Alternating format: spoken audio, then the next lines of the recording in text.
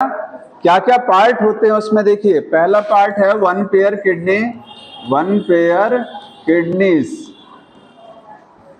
ठीक है। इसके बाद सेकंड पार्ट जो है वन पेयर यूरेटर,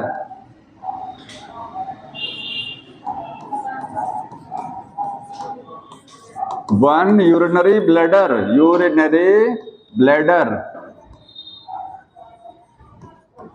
और क्या है यूरेथ्रा है, ठीक है। ये चार चीजें हैं एक्सक्रीटरी सिस्टम में, उत्सर्जन तंत्र में। एक जोड़ा किडनी होती है, ये क्या है यूरेटर है, ठीक है। इसके बाद में यूरिनरी ब्लैडर जिसको मूत्राशय कहते हैं, और यूरेथ्रा हो गया जिससे यूरिन बाहर पास आउट किया जाता है, ट्यूब होती है। समझ में आया। अब थोड़ा सा बेसिक जान लीजिए किडनी के बारे में। हमारे अंदर जो किडनी है, किडनी कहाँ लोकेटेड होती है, बात मत करो, इधर देखिए। किडनी की लोकेशन क्या है, हमारी जो रीढ़ की हड्डी है वर्टिब्री, उसमें जो लास्ट थोरेसिक वर्टिब्री, थोरेसिक का मतलब समझ रहे हैं, जो आपके चेस्ट रीजन में जो रीढ़ की हड्डियां पीछे होती हैं चेस्ट रीजन में, उसको बोलते हैं थोरेसिक। तो सबसे अंतिम वाली जो थोरेसिक वर्टिब्री होती है, वहां से लेकर के जो लंबर वर्टिब्री है, लंबर का मतलब जो आपका उदर है, यहाँ पीछे ये लंबर वर्टिब्री है, उसके ऊपर क्या है थोरेसिक है, ठीक है। लास्ट थोरेसिक कहाँ खत्म हो रही है, यहाँ कहीं जाकर के लास्ट थोरेसिक, इसके बाद में लंबर चालू हो रहा है लंबर। तो लंबर में जो तीसरा लंबर रहेगा, जैसे ये लास्ट थोरेसिक वर्टिब्री हो गया, ये लास्ट क्या है थोरेसिक, और ये तीसरा लंबर है थर्ड लंबर, इसी के बीच में किडनी लगा है। तो किडनी की लोकेशन कहाँ है, यहाँ होती है, देखिए इस तरीके से। समझ में आया। लोकेशन बुक में लिखा गया है, लिख लीजिएगा। बिटवीन कहाँ होती हैं, between last thoracic and third lumbar vertebrae. बताइए। हाँ, टेस्ट वाला पेपर क्या कराना है, मैं बनाया था। हाँ, तब समस्या क्या उसमें। हाँ, कोई समस्या, कोई क्वेश्चन ऐसा जो गलत आया हो, कोई कंफ्यूजन वाला, ऐसा कुछ है क्या। नहीं ना, कोई समस्या नहीं है उसमें, तब बताइए। नहीं, अच्छा था, अच्छा था वो।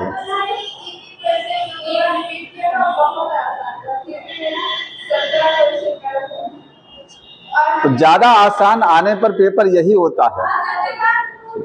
अब की बार सुन लीजिए ध्यान से। हाँ, नहीं नहीं, इस बार थोड़ा सा कठिन किया जाएगा।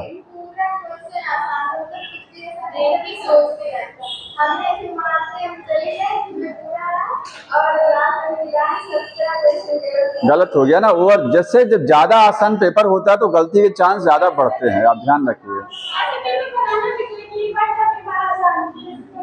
अब इधर पढ़ लीजिए थोड़ा सा, देखिए ये इसका लोकेशन हो गया, ठीक है, किडनी का। हमारी जो किडनी है, आप पढ़ेंगे, हमारा ये चेस्ट है, इसमें रिब्स होती हैं, ठीक है। तो रिब्स कितना है, 12 जोड़ी पसलियां होती हैं, 12 पेयर। जो अंतिम रिब्स होती हैं दो, 11th और 12th रिब्स, वो क्या है, वो पीछे की साइड में तो ऐसे रीढ़ की हड्डी से जुड़ा होता है, बट वो आगे की साइड में नहीं जुड़ा होता रीढ़ की हड्डी से। आगे की साइड में यहाँ स्टर्नम से नहीं जुड़ती हैं, उनको बोलते हैं फ्लोटिंग रिब्स। तो हमारी जो किडनी है वो किससे सुरक्षित रहती हैं, फ्लोटिंग रिब्स से।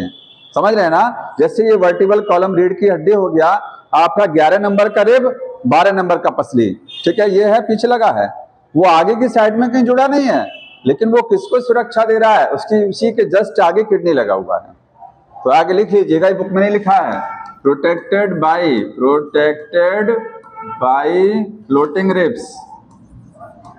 उनको क्या बोलते हैं, फ्लोटिंग रिब्स बोला जाता है। 11th और 12th पेयर की जो रिब्स है, 11 और 12 नंबर की जोड़ी की जो पसलियां होती हैं, उनको बोलते हैं फ्लोटिंग रिब्स। उससे सुरक्षित होती है हमारी किडनी। समझ में आया।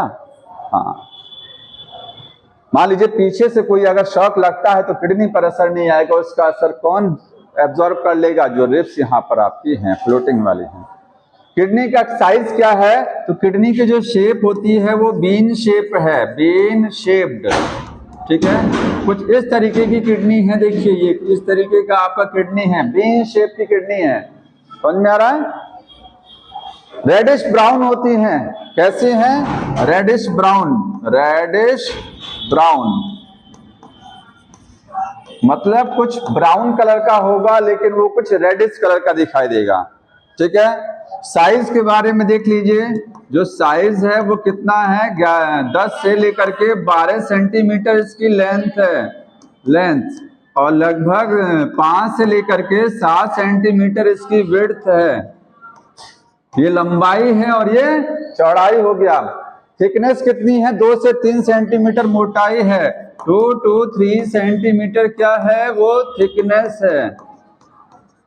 और वजन कितना है? वेट, वेट है 120 से लेकर के 170 ग्राम आपकी हर किडनी का वजन है। कैसे याद रखेंगे इसको? 10 से 12 याद रखिए, इसी का आधा लगभग ये कर दीजिएगा, 5 से 6 होना चाहिए ना आपके हिसाब से, 5 से 7 कोई बात नहीं है। इसका आधा यहाँ, इसका आधा यहाँ, फिर इसका आधा यहाँ, इसका आधा यहाँ, देखिए सीक्वेंस चल रहा लगभग, समझ में आ रहा ना? बस इतना याद रखिए, हाफ हाफ करते चले जाइए, ठीक। और ये तो आपको याद रखना पड़ेगा 120 से 170 ग्राम, मतलब 150 ग्राम अगर आप याद रखेंगे तो आपको याद रहेगा वो, ठीक है। जैसे हार्ट का वेट कितना बताया था आपको? 300 ग्राम के आसपास, 300 ग्राम, समझ में आया? अब जो किडनी है, वो किडनी की जो शेप है वो कुछ इस तरीके से है, देखिए ये वाली जो साइड है ये क्या है? कॉनकेव, कॉन्वेक्स साइड, ये क्या है? कॉन्वेक्स साइड हो गया। ये कौन सी साइड है? कॉनकेव। तो कॉनकेव जो साइड है वो ये वाली है, इसको बोलते हैं हाइलम। क्या बोलते हैं? हाइलम। ये पॉइंट जो आपका है, कॉनकेव जो साइड है, वो कुछ क्या है? दबा हुआ है, गड्ढा आपको नजर आ रहा है, डिप्रेशन नजर आ रहा है, इसी को बोलते हैं हाइलम। तो हाइलम वो जगह है जहां पर थोड़ा सा डिप्रेशन है किडनी में, यहीं पर ब्लड वेसल्स किडनी में एंटर करेगा और किडनी से बाहर निकलेगा। अब बताइए, जो ब्लड वेसल किडनी में एंटर करती है उसका नाम क्या है? कौन सी ब्लड वेसल एंटर करेगा इसमें, बताएंगे? हाँ, साइलेंट कर दें एक मिनट। हाँ, कौन सी ब्लड वेसल? रीनल आर्टरी, क्योंकि किडनी में जो ब्लड ट्यूब आएगी वो आर्टरी होगी, इसका नाम रहेगा रीनल आर्टरी। रीनल क्यों बोलते हैं? बिकॉज किडनी के लिए टर्म क्या यूज किया जाता है? रीनल। और यहां से जो वेन निकलेगा, वेन मतलब किडनी से जब ब्लड छन करके निकलेगा तो जिस ट्यूब से निकलेगा उसको बोलते हैं क्या चीज? रीनल वेन है ये, रीनल वेन। ये ब्लड कैसा होगा? कैसा होगा? ये होगा तो डीऑक्सीजनेटेड, लेकिन इसमें अशुद्धियां नहीं होंगी, यूरिया वगैरह इसमें छन जाता है यहां से, समझ में आया? ये ब्लड फिल्टर ब्लड यहां से निकल रहा है, यही ब्लड आपकी बॉडी में फिर जाएगा वापस, ठीक। और एक चीज ट्यूब और निकलेगा यहां से, यूरेटर। जितनी अशुद्धियां होंगी वो किससे निकलेंगी? यूरेटर से निकलेंगी, ठीक है। ये यूरेटर है जो यूरिन को, यहाँ यूरिन रहेगा, इसमें क्या होगा? यूरिन। सबको पता है ना? ये पूछा जाता है हाइलम में क्या क्या चीजें, बुक में लिखा गया हाइलम वो पॉइंट है जहां पर ब्लड वेसल एंटर करती है और वहां से एग्जिट करती है, साथ में यूरेटर वहां से निकलेगा, और नर्व्स, किडनी में नर्व्स भी तो जाती हैं, तंत्रिका तंत्र भी तो जाएगा, तो यहां से नर्व्स भी अटैच होती हैं इसी पॉइंट से, समझे? नर्व्स, ब्लड वेसल्स और यूरेटर, ये 3 चीज यहां पर अटैच है। क्या चीज? ये ब्लड ऑक्सीजनेटेड है, क्योंकि किडनी को ब्लड मिल रहा है ऑक्सीजनेटेड। आपके शरीर के जितने भी अंग हैं उसको ऑक्सीजनेटेड ब्लड मिलना चाहिए, और यहां से जो ब्लड निकलेगा ये डीऑक्सीजनेटेड निकलेगा, लेकिन इसमें यूरिया नहीं रहेगा, इसमें यूरिया रहेगा, समझ में आया? ठीक है। अब ये तो हो गया किडनी। अब किडनी का इंटरनल स्ट्रक्चर पढ़ते हैं थोड़ा सा, अंदर का स्ट्रक्चर कैसे। अगर किडनी को, ये किडनी है, इसको वर्टिकल सेक्शन काटा जाए, वर्टिकल समझ रहे हैं, ऐसे कट किया जाए लॉन्गिट्यूडनल सेक्शन तो किस तरीके का दिखेगा स्ट्रक्चर। देखिए यहाँ पर है VS of kidney, VS of kidney, देखिए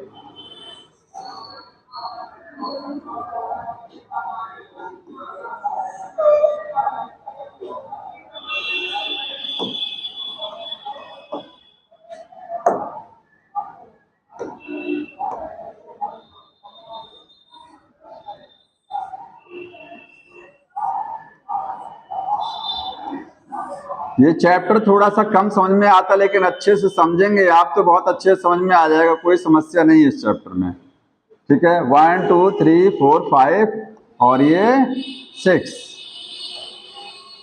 किडनी में दो पार्ट होते हैं, दो भाग। अगर किडनी को काटेंगे तो उसमें दो भाग दिखाई देगा, बाहर का हिस्सा और अंदर का हिस्सा। जो बाहर का हिस्सा है इसको बोलते हैं कॉर्टेक्स। क्या बोलते हैं? कॉर्टेक्स। पूरा नाम क्या है? Renal cortex, renal term kidney के लिए। अंदर का हिस्सा जो है, अंदर का कहां से मानेंगे? यहां से। देखिए अगर मैं इसको डॉट कर दूं यहां से, ये सारा अंदर का हिस्सा, यहां से सारा इंटरनल पार्ट वो क्या है? मेडुला है। तो कॉर्टेक्स केवल कितना है? ये बाहर का थोड़ा सा हिस्सा, ये देखिए ये पार्ट क्या है? कॉर्टेक्स है, ये वाला पार्ट। और बाहर अंदर का सारा पार्ट क्या है? वो मेडुला है। ठीक है, रीनल मेडुला बोलते हैं। तो कॉर्टेक्स हो गया और ये सेंट्रल पार्ट क्या है आपका? मेडुला। ये है मेडुला। ठीक, समझ में आया? यहां से ट्यूब इंटर करेगा ना किडनी में, कौन सा ट्यूब आएगा वो मैंने सब बता दिया, उधर लिख दिया है। रीनल आर्टरी आएगा, रीनल वेन यहां से निकलेगा और यूरेटर निकलेगा यहां से, जो ब्लड को साफ करके ले जाएगा। इसके बाद जैसे ये जो हाइलम देख रहे हैं, हाइलम किडनी में यहां पर कुछ इस तरीके का आपको एरिया दिखाई दे रहा है, फनल शेप। कैसा है ये? Funnel shape. ये देखिए, इसको मैं पूरा बंद कर दे रहा हूं। ये फनल शेप एरिया दिखाई दे रहा है, कीप के नुमा। इसको बोलते हैं रीनल पेल्विस। क्या बोलते हैं? ये है रीनल पेल्विस है, पेल्विस। ये क्या है? फनल शेप पार्ट है जो कि हाइलम से कनेक्ट होता है। बुक में लिखा गया hilum continue inside the kidney. Inside kidney के अंदर हाइलम कंटिन्यू किस रूप में होगा? पेल्विस के रूप में। पेल्विस वो एक पार्ट है जो फनल शेप आपको दिख रहा है। ठीक है, बुक में देखेंगे, देखेगा अच्छे। सभी में और डायग्राम बना दूंगा, बहुत अच्छा डायग्राम नहीं बन पा रहा है। ठीक है, ये हो गया। ये आपको स्ट्रक्चर दिखाई दे रहा है, ये पिरामिड शेप। तो आपका ये जो आपका मेडुला पार्ट है, मेडुला, मेडुला में आपको कुछ पिरामिड शेप स्ट्रक्चर दिखाई देती हैं, इनको बोलते हैं मेडुलरी पिरामिड। तो मेडुला जो है ये कंटेन, इसके अंदर क्या है? Contain medullary pyramid, medullary pyramids हैं इसके अंदर। भाई देखिए मेडुला यहीं से तो है, ये इतना पार्ट क्या है? कॉर्टेक्स, बाकी सारा मेडुला है। ये सारा एरिया टोटल किस में आ रहा है? मेडुला में। मेडुला में आपको कोनिकल स्ट्रक्चर दिखाई दे रही है, कोन लाइक। ये पिरामिड शेप है, इनको बोलते हैं मेडुलरी पिरामिड। कितनी संख्या होती है कोई बताएगा? 6 से लेकर के 8, 6 7 8 कुछ भी हो सकता है। मैंने 6 बनाया है यहाँ पर। ठीक है, अब मेडुलरी पिरामिड के बीच में ये हिस्सा जो ब्लैक कलर का आप देख रहे हैं, ये ब्लैक कलर का हिस्सा देखिए। मेडुलरी पिरामिड के बीच में ये हिस्सा जो ब्लैक कलर का है, ये पार्ट दिख रहा नहीं, ये क्या है? कॉलम ऑफ बर्टनी है। मतलब कॉर्टेक्स वाला एरिया कौन सा है? बाहर वाला।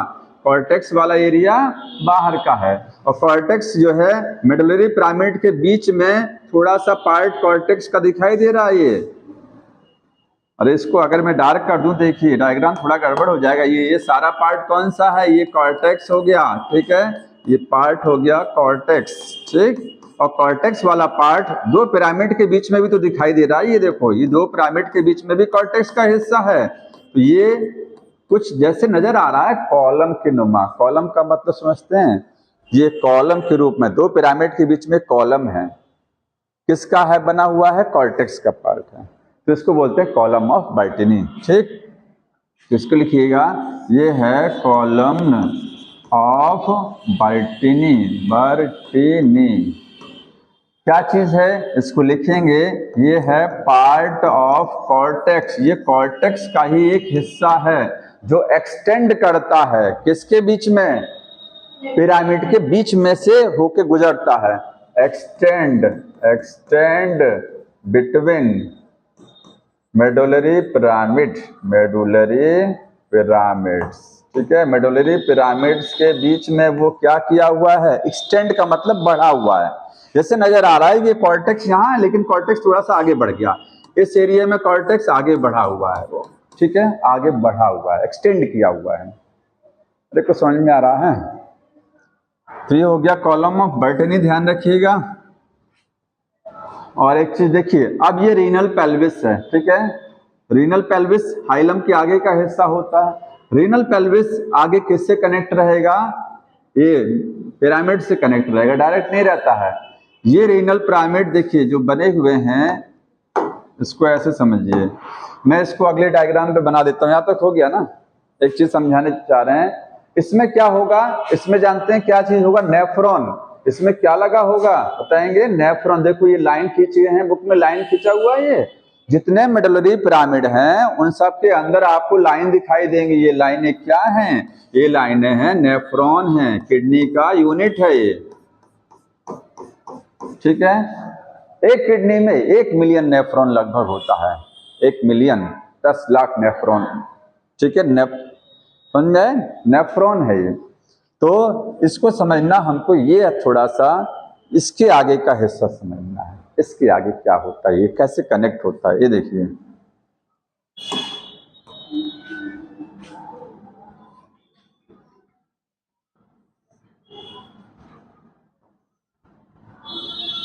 ये फनल शेप हिस्सा बना दिया मैंने।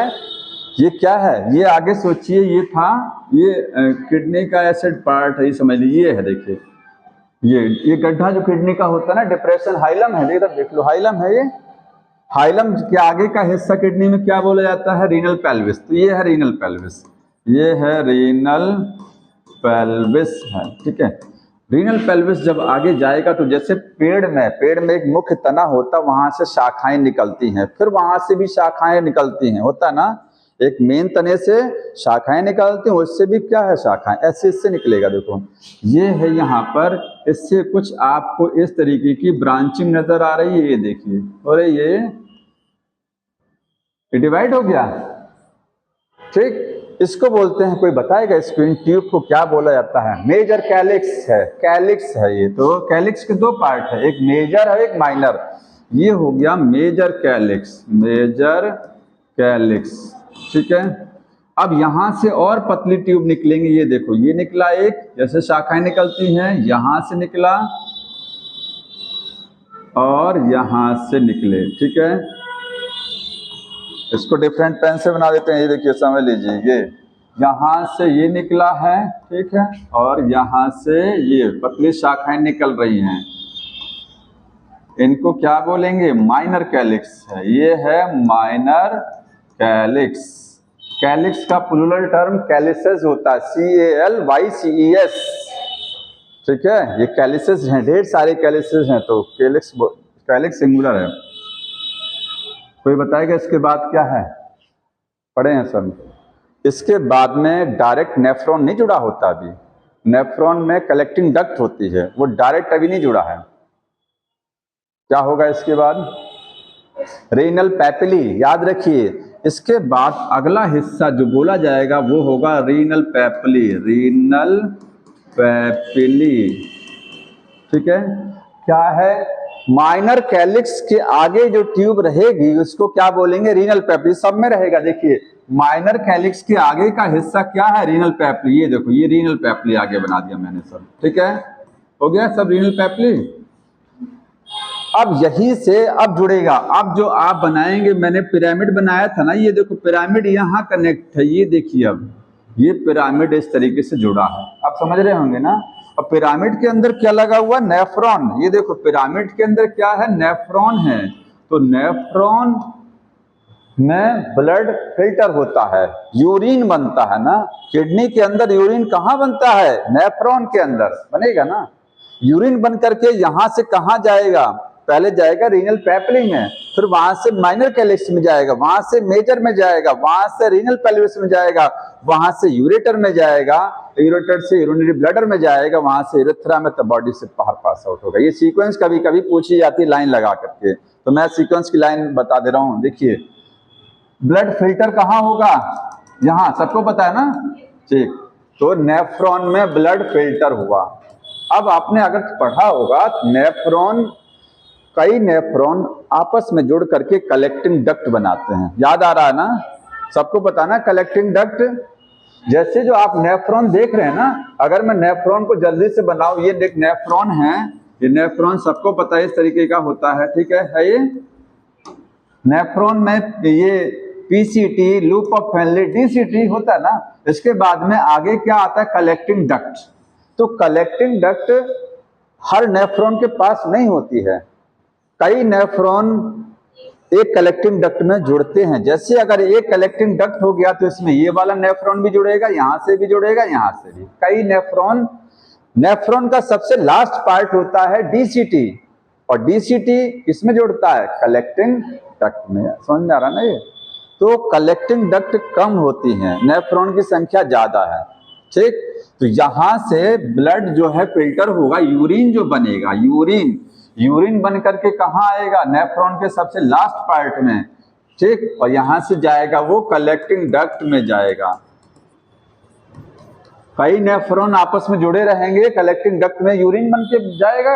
यहां से यूरिन कहाँ जाएगा? आप देखिए, यहाँ यूरिन पहुंच चुका है, यहां से जाएगा रीनल पेल्विस में। यहां से कहाँ जाएगा? Renal pelvis.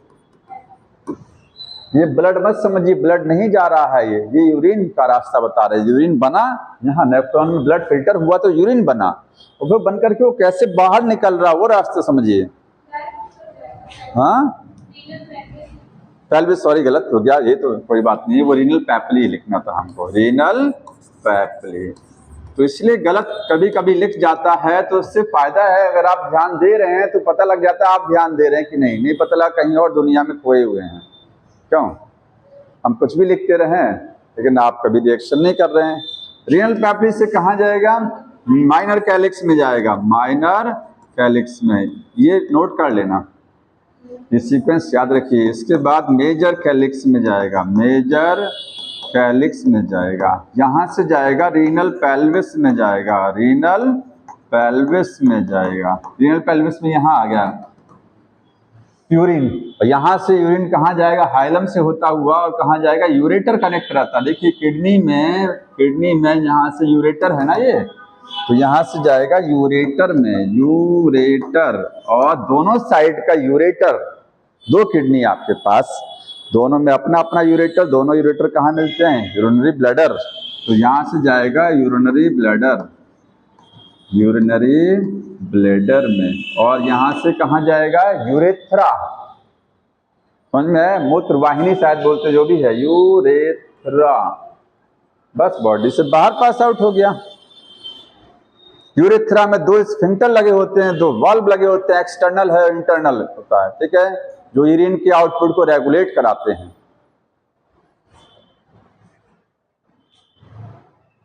यहां कौन सा एपिथेलियल टिश्यू लगा होता है, कोई बताएगा? ट्रांजिशनल एपिथेलियल टिश्यू जो स्ट्रेच कर सकता है, इसको बोलते हैं यूरोथीलियम, यूरोथीलियम, ठीक है, इसमें याद रखिएगा। ये कैलिक्स मैंने आपको समझा दिया। अब क्या पढ़ना हमको पढ़ना है ये नेफ्रॉन। एक नेफ्रॉन में क्या क्या होता है, ठीक है, हटा दें इसको, लिख लिए हैं।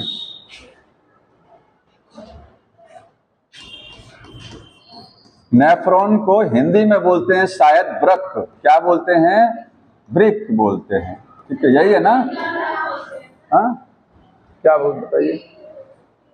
किडनी को वृक्क बोला जाता है ना? हाँ, कोई बात नहीं, हम ही गलत होंगे, अच्छा कोई बात नहीं, देख लीजिएगा क्या है हिंदी नाम इसका, ठीक है, कोई बात नहीं। नेफ्रॉन, एक किडनी के अंदर मिलियंस ऑफ नेफ्रॉन होते हैं, ठीक है, 1 million in each kidney, her kidney में आपको 1 मिलियन मिलेगा।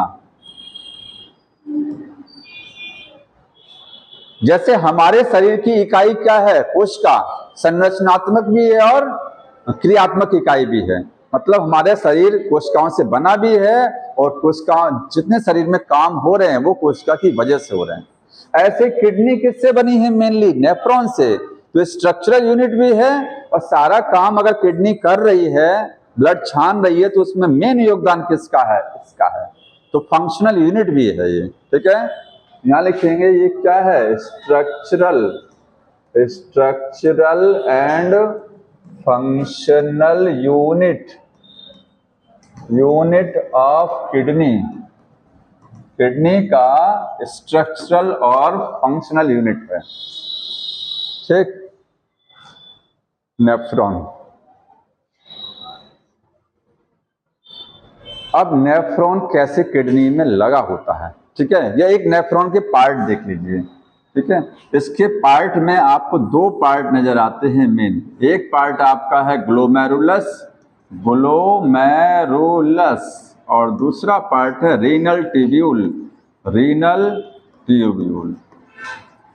ये एक नेफ्रॉन का पार्ट है जो मैंने आपको मेडुलरी पिरामिड में लाइन खींचा हुआ था, उस लाइन को अभी समझाने जा रहे हैं नेफ्रॉन को। उसके दो हिस्से ग्लोमेरुलस और रीनल ट्यूब्यूल, ठीक है।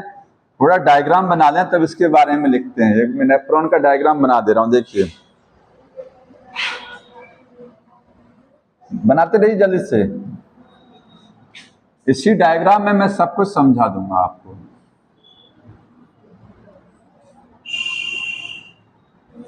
ठीक है, ये कप लाइक स्ट्रक्चर बना रहे हैं ये, और इसके बाद में ये हिस्सा आगे इस तरीके से कॉइल किया हुआ। साथ में बनाइएगा, नहीं ये कंफ्यूज हो जाएगा। ये देखिए, साथ में बनाते जाइए और समझते भी जाइए, ठीक है। इतना बना लिए हैं। ये आगे जाकर के सीधा होगा। देखिए अब ढंग से बनाइएगा, अब इसमें गड़बड़ी मत करिएगा। ये है इस तरीके से गया, और आगे जाकर के थोड़ा पतला करना है आपको, ध्यान रखिएगा। आगे जब ये जाएगा तो थोड़ा सा ये यहाँ, इतना जितनी मोटाई यहाँ उतनी मोटाई यहाँ, बट यहाँ थोड़ा सा थिन करेंगे, बारीक करेंगे उसको। और यही इसके बाद जब ऊपर ले जाएंगे इसको तो पतला ही रहेगा। ये देखिए, ये पतला ही रहेगा। इसके बाद यहाँ से थोड़ा सा अब ये मोटा हो गया। जितनी मोटाई पहले से थी उतनी मोटाई अब भी आ जाएगी फिर से। तो यहीं से मोटाई घटी हुई है, और ये आगे जाकर के थोड़ा सा यहाँ पर ये कॉइल फिर दिखा देंगे। ये देखिए, ये इस तरीके से बना लिए हैं ये, ठीक है। और इस पार्ट को आगे ले जा करके, ये है एक नेफ्रॉन का ट्यूब्यूल। नेफ्रॉन के दो हिस्से, ग्लोमेरुलस और ट्यूब्यूल। ये ट्यूब्यूल बनाया मैंने, रीनल ट्यूब्यूल है ये, ठीक है। ये क्या हो गया? Renal tubule. इसको थोड़ा सा सही कर लें।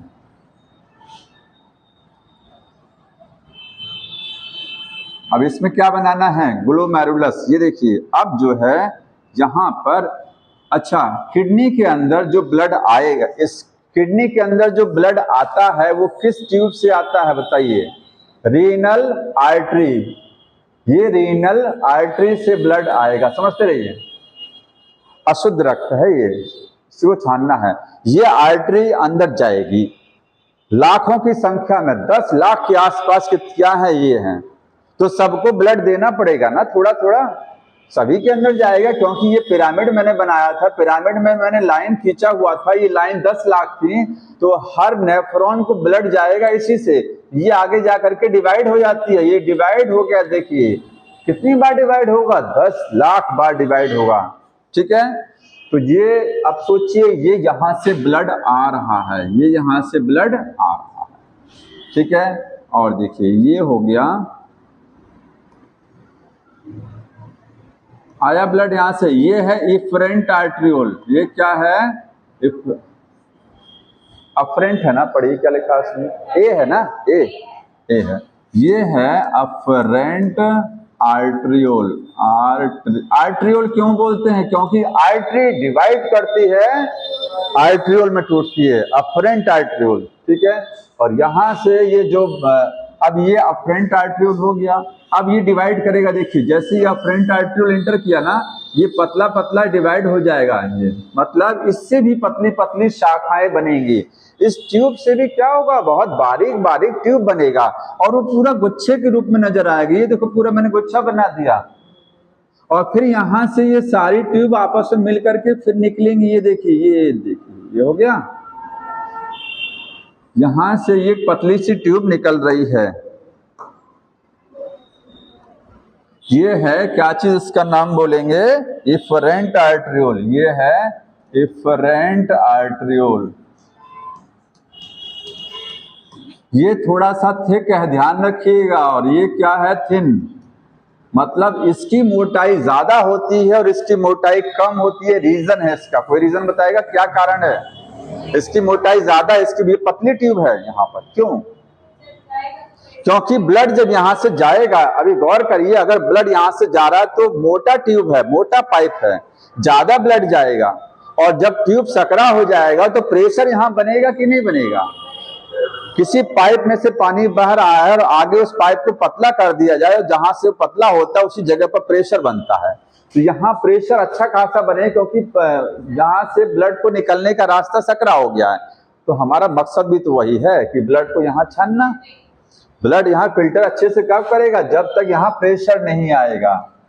ठीक है, प्रेशर आएगा तो ब्लड फिल्टर होगा। और ये अफरेंट आर्ट्रियोल है इस तरीके। ये आगे कहाँ जाएगा, कोई बताएगा? ये अफरेंट आर्ट्रियोल आगे जा करके इसके चारों तरफ लपट जाएगा।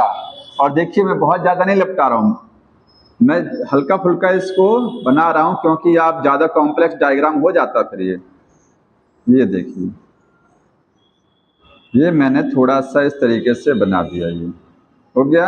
और आगे जा करके ये फिर से कहाँ लिपटेगा? ये सबके चारों तरफ लिपटा रहता है, पूरा ट्यूब्यूल, पूरे ट्यूब्यूल के चारों तरफ क्या है, ये इस तरीके से रैप करेगा। और लास्ट में जाकर के ये, मतलब यहाँ से प्योर ब्लड निकलेगा, प्योर ब्लड, शुद्ध रक्त छन करके आया यहाँ पर। ठीक है, तो ब्लड यहाँ से प्योर, यही ब्लड वापस शरीर में चला जाएगा। समझ में आ रहा है इतना? अब थोड़ा सा इन सब के बारे में जान लीजिए। ये कितने पार्ट हैं, कौन किस टिश्यू का बना होता है, वो सब देख लीजिए। एक लाइन से लिखते भी रहिएगा, चाहे तो इसका वो ले लीजिएगा, आप समझ जाएंगे। देखिए, एक एक करके बता रहा हूं। ये मोटा है, ये पतला, क्यों? रीजन, अच्छा, मैंने एक नेफ्रॉन के कितने पार्ट बताए? तो नेफ्रॉन के मैंने 2 पार्ट बताए। एक ग्लोमेरुलस था, ग्लोमेरुलस, और दूसरा है रीनल ट्यूब्यूल। जो मैंने पीले रंग से बना रखा है वो है ग्लोमेरुलस, और जो मैंने ये लाल रंग का गुच्छा बनाया हुआ है, ये सॉरी, जो पीले रंग का है वो है ट्यूब्यूल, और जो लाल रंग का गुच्छा है ये क्या है? Glomerulus, glomerulus. ठीक है, अब आप कहेंगे कि ये वाला सिस्टम कहाँ गया, ये किसका हिस्सा है भाई? ये जो ट्यूब चल रही है ये किसका हिस्सा है? हम तो 2 ही पार्ट बताए नेफ्रॉन के, हमने ये गुच्छा बताया, खून की नलिकाओं, केशिकाओं का, हिंदी में केशिका बोलते हैं ब्लड कैपिलरीज को। ये ब्लड कैपिलरीज का नेटवर्क है पूरा, जो किससे बना है? इस ट्यूब के डिवाइड होने से बना है। ठीक है, ये ग्लोमेरुलस नेफ्रॉन का हिस्सा, ये पूरा पीले रंग का जो ट्यूब बना है इसको रीनल ट्यूब्यूल बोलते हैं, वो भी हिस्सा। बाकी ये जो लाल रंग की जो ट्यूब चल रही है ये उसमें नहीं आता है, ये आपके नेफ्रॉन में नहीं आएगा। ये तो ब्लड कैपिलरीज हैं जो कि इसके चारों तरफ लिपटा हुआ है। समझ में आया? हाँ। अब ग्लोमेरुलस क्या होता है, लिख लीजिए, ग्लोमेरुलस। ये क्या है? बंच है, गुच्छा है, लिखते रहिएगा, bunch of blood capillary, blood capillaries का गुच्छा है। ठीक है,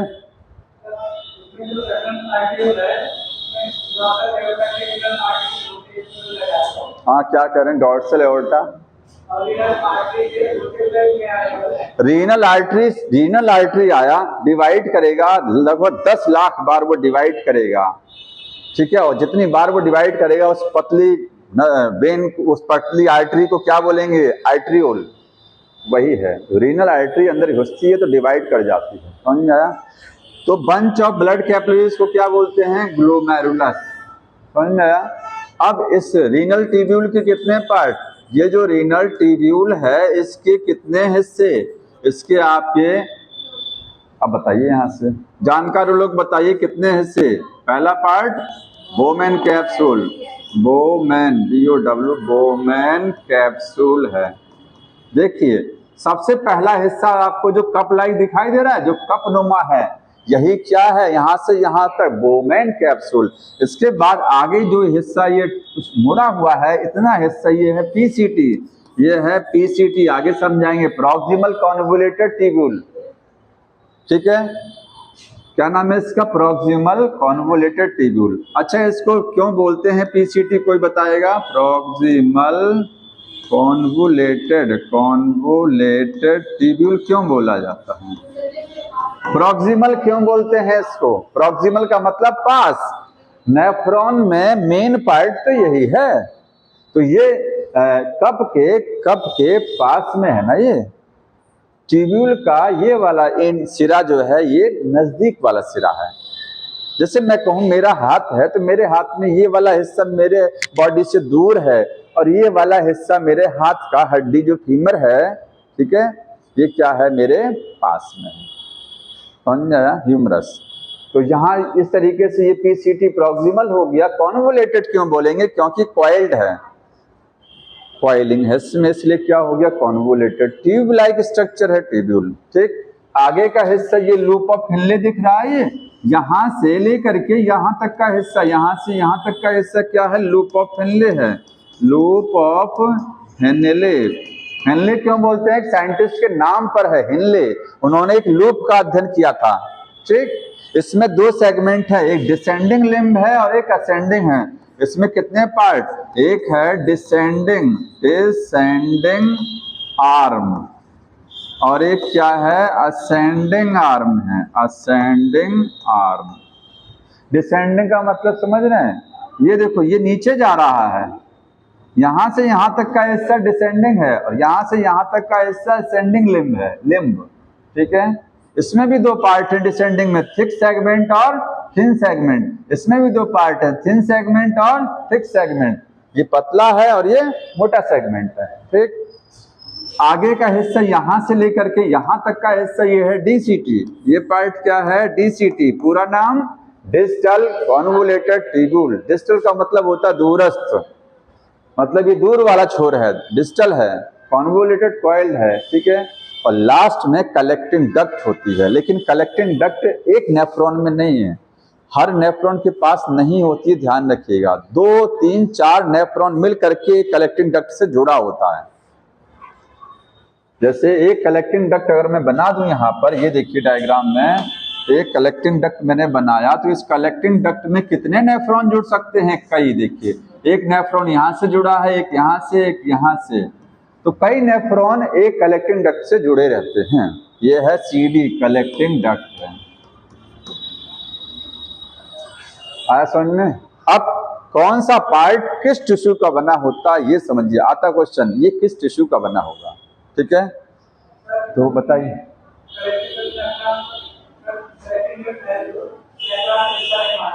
नहीं, कलेक्टिंग डक्ट नेफ्रॉन का, देखिए ये बहुत कंफ्यूजन, आप कहीं सर्च कर डालिए, आपको एकदम क्लियर कट आंसर नहीं मिलेगा इसका। हाँ, ये है कि कलेक्टिंग डक्ट नेफ्रॉन से जुड़ा होता है, लेकिन हर नेफ्रॉन के पास अपनी कलेक्टिंग डक्ट नहीं होती है। एक कलेक्टिंग डक्ट में कई नेफ्रॉन जुड़ते हैं, तो ये नहीं कह सकते हैं कि आप इस नेफ्रॉन का ये कलेक्टिंग डक्ट नहीं, ये सबका है, ये कई लोगों का है, कई नेफ्रॉन जुड़ रहे हैं इसमें। समझ में आया? अब कौन सा किस टिश्यू का बना है, यहाँ शॉर्ट फॉर्म में समझ लीजिए। देखिए, शुरू से आ जाइए। ये बताएंगे ग्लोमेरुलस है, ये किस टिश्यू का बना होगा? मैं टिश्यू लिख रहा हूं, कौन किस टिश्यू का है? ग्लोमेरुलस किस टिश्यू का बताइए? ये है स्क्वैमस एपिथेलियम पढ़े ना, जहां कोई चीज फिल्टर होती है वहां कौन सा टिश्यू होता है? Squamous epithelium. ये है स्क्वैमस एपिथेलियल टिश्यू। क्यों यही लगा होता है? क्योंकि ब्लड को क्या करना है? छानना है। अगर यहाँ एपिथेलियल टिश्यू मोटा हो जाएगा तो ब्लड नहीं छनेगा, थिन होना चाहिए। इसके बाद में ये आपके ये बोमेन कैप्सूल देख रहे हैं ना, बताइए बोमेन कैप्सूल में कितने परत हैं? ये आउटर लेयर है और ये इनर लेयर है, ये समझ रहे हैं? अगर मैं ऐसे कप बनाऊं, कप, तो कप का, चाय वाला कप देखे ना, कप में एक बाहरी भाग है और एक अंदर का भाग है। जैसे देखिए मैंने कप बनाया, ये कप, तो इसमें ये बाहर का लेयर है और ये अंदर की लेयर है। ये अंदर की परत हो गया, ये बाहर हो गया ना, एक परत अंदर की होती है और एक परत बाहर। इसमें भी दो लेयर हैं, आउटर लेयर और ये लेयर क्या है, ये इनर लेयर है काफी, ठीक है। तो दो लेयर हैं, तो इसमें दोनों किस टिश्यू का बना होगा, कोई बताइए। ये पैराइटल लेयर है और ये विसरल है, बना होगा स्क्वैमस एपिथेलियम, स्क्वैमस का, ठीक है। यहां पर मैं लिख रहा हूं कि जो वोमेन कैप्सूल है, वोमेन कैप्सूल, वो किसका बना होगा, वो भी स्क्वैमस एपिथेलियम। अब हमको ये बताइए, ठीक है, ये वाली स्क्वैमस की बनी होनी चाहिए क्योंकि यहाँ छानना है। देखिए ब्लड यहाँ से, देखिए समझ लीजिए, ब्लड यहाँ से इसमें आएगा, ये इसकी झिल्ली किसकी बनी होनी चाहिए, स्क्वैमस पतली होनी चाहिए क्योंकि ब्लड छानना है। इसके बाद छन करके यहाँ से भी तो क्रॉस करेगा, तभी तो नीचे छन के आएगा। मतलब जितना इसका झिल्ली, इसका मेम्ब्रेन सब होना चाहिए स्क्वैमस। लेकिन ये क्यों स्क्वैमस का बना है, ये भी स्क्वैमस का बना हुआ है।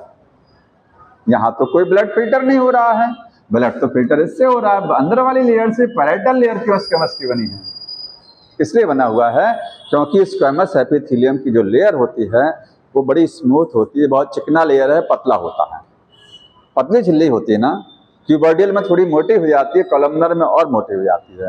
तो पतली झिल्ली होगी, जितना पतला झिल्ली इसका होगा, फायदा ये मिलेगा कि जब ब्लड यहाँ पर आकर के इकट्ठा होगा, जब ब्लड यहाँ से आगे बढ़ेगा तो ब्लड के में कोई रुकावट नहीं आएगा, ब्लड में कोई रुकावट नहीं आएगी, ठीक है।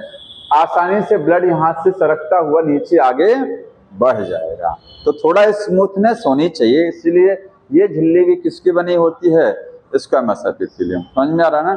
ये आगे का पार्ट पीसीटी देख रहे हैं, पीसीटी किस लेयर का बना होगा बताइए, बहुत पूछा जाता है। पीसीटी में कौन सा epithelial tissue, cuboidal epithelium. Cuboidal में भी आपने दो वैरायटी पढ़ा है, एक है नॉर्मल क्यूबोडियल, एक है सीलेटेड, सॉरी ब्रश बॉर्डर। अरे समझ रहे हैं ना, ये है, देखिए ये नॉर्मल क्यूबोडियल हो गया ना, और इसी पर मैं इस तरीके का माइक्रोविली लाइक स्ट्रक्चर बना दूं तो ये क्या बन गया, ब्रश बॉर्डर। क्यों ब्रश बॉर्डर होता है, क्योंकि यहीं से एब्जॉर्प्शन कराना होता है। एब्जॉर्प्शन समझ रहे हैं ना क्या है, जैसे जानते नहीं, कुछ चीजें बेसिक हैं इसमें। और जैसे जो अच्छे तरीके से 11th क्लास पढ़ा हुआ है उसको तो मैं अगर बोल दूं तो समझ में आ जाएगा। नहीं, हमको एक चीज अब यहीं रोक करके या तो एब्जॉर्प्शन समझाने क्या होता है, जबकि वो आगे है, वो चीज आगे है, ठीक है। यहाँ पीसीटी बना होता है ब्रश बॉर्डर का, brush bordered cuboidal epithelium. Brush border वहां होगा जहां कोई भी चीज एब्जॉर्ब करानी होती है, वही ब्रश बॉर्डर हमारा माइक्रोविली में भी है। ये बताएंगे, ये लूप ऑफ हेनले कहाँ से है, यहाँ से लेकर के यहाँ तक, ये पूरा सेगमेंट देख रहे हैं लूप ऑफ हेनले का है ना। इसमें ये मोटा सेगमेंट, ये थिन, ये थिन, ये मोटा, ये डिसेंडिंग लिम्ब और ये असेंडिंग लिम्ब। अब पूछा जाए कि लूप ऑफ हेनले बना किसका होता है, तो कौन सा होता है, कौन सा एपिथेलियल टिश्यू लगा होता है लूप ऑफ हेनले में?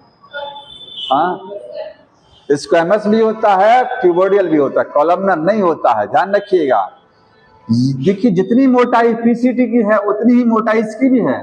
जो टिश्यू यहाँ लगा होगा वही टिश्यू यहाँ पर भी होगा, भले ये लूप ऑफ हेनले है। जितनी मोटाई पीसीटी की उतनी मोटाई लूप ऑफ हेनले के ऊपर वाले पार्ट की, टिश्यू सेम है, लेकिन ये क्यूबोडियल ब्रश बॉर्डर है, यहाँ सिंपल क्यूबोडियल होता, ध्यान रखना। रहेगा क्यूबोडियल लेकिन क्या रहेगा, सिंपल क्यूबोडियल।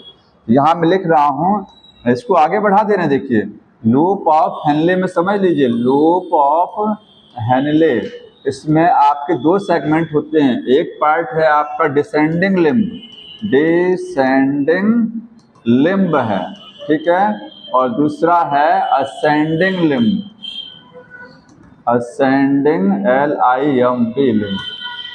फिर से देख लीजिए, डिसेंडिंग कौन सा वाला हो गया, यहां से नीचे तक इतना सेगमेंट डिसेंडिंग नीचे जा रहा है, असेंडिंग यहां से ऊपर जा रहा है। डिसेंडिंग में थिक सेगमेंट, थिन, यहां पर भी थिन और थिक। जिस टिश्यू का ये बना है उसका ये बना है, ठीक है। तो ये भी क्यूबोडियल होता है, ये वाला भी क्यूबोडियल है। और पतला सेगमेंट किसका बना होगा, स्क्वैमस, क्योंकि यहाँ एब्जॉर्प्शन कराना है पानी का, ठीक है। ये नोट कर लीजिएगा। ये आपका इसमें जो थिक सेगमेंट है, इसमें जो थिक सेगमेंट है, सेगमेंट वो बना होता है क्यूबोडियल का। और कौन सा क्यूबोडियल है? नॉर्मल वाला, नॉर्मल देखिएगा, ठीक। और जो थिन है वो है सेगमेंट, वो बना होगा स्क्वैमस का।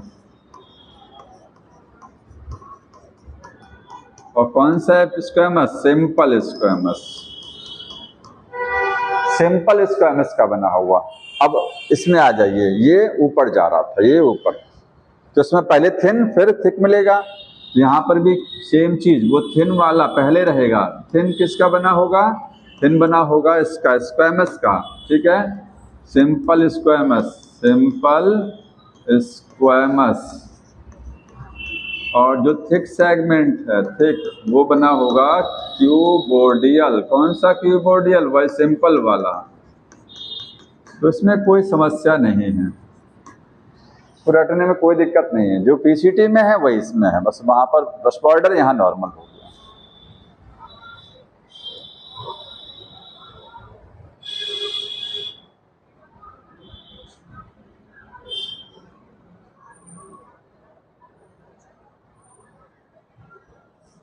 नोट कर लें, जल्दी जल्दी लिखिए।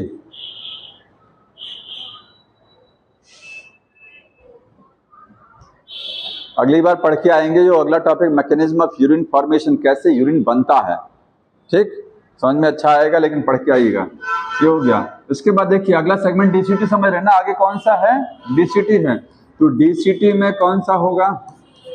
हाँ, क्यूबोडियल वहां पर भी लगा होता है, यहाँ पर भी क्यूबोडियल है। और कौन सा क्यूबोडियल है? सिंपल क्यूबोडियल है, ठीक है। समझ में आया?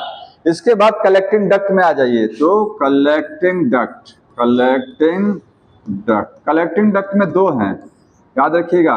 कलेक्टिंग डक्ट में आपका कॉलमनर भी है, कॉलमनर, और क्यूबोडियल भी है, क्यूबोडियल। ये दोनों सिंपल वाला है। तो एक जगह आपको कॉलमनर दिखाई दिया, वो कहाँ है? कलेक्टिंग डक्ट में है। बाकी हर जगह लगभग क्या है? क्यूबोडियल है। और जहां पर फिल्टर एब्जॉर्प्शन कराना है वहां पर क्या लगा होगा? इसका मसला लगा होगा।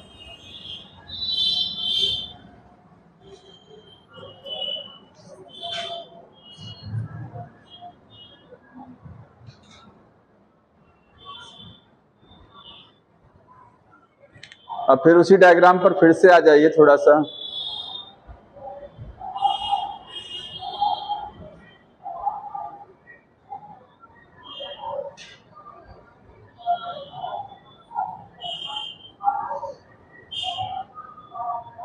लाइट आ रही है ना? लाइट आ रही है ना? लाइट है तभी तो ये सब चल रहा है इतना सारा। हम लोग कहीं नहीं, पंखा नहीं चला रहे हैं, बताइए। लाइट है। हो गया, ये हटा दें इसको।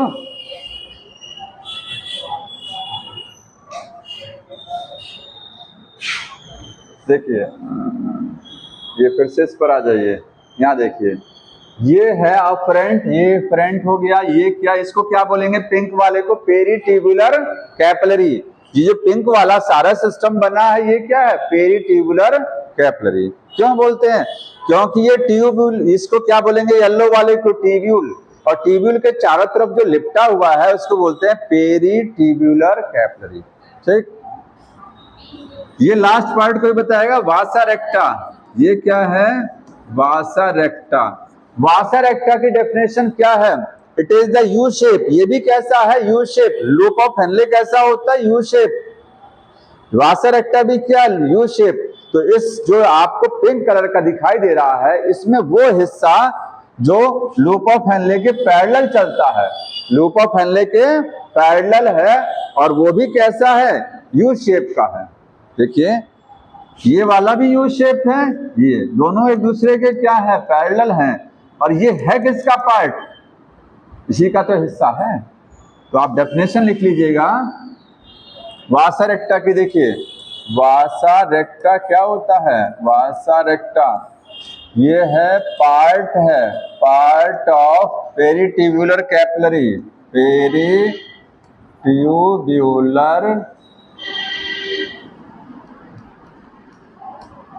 कैपिलरी का हिस्सा है, ठीक है, जो रन करता है, रन पैरेलल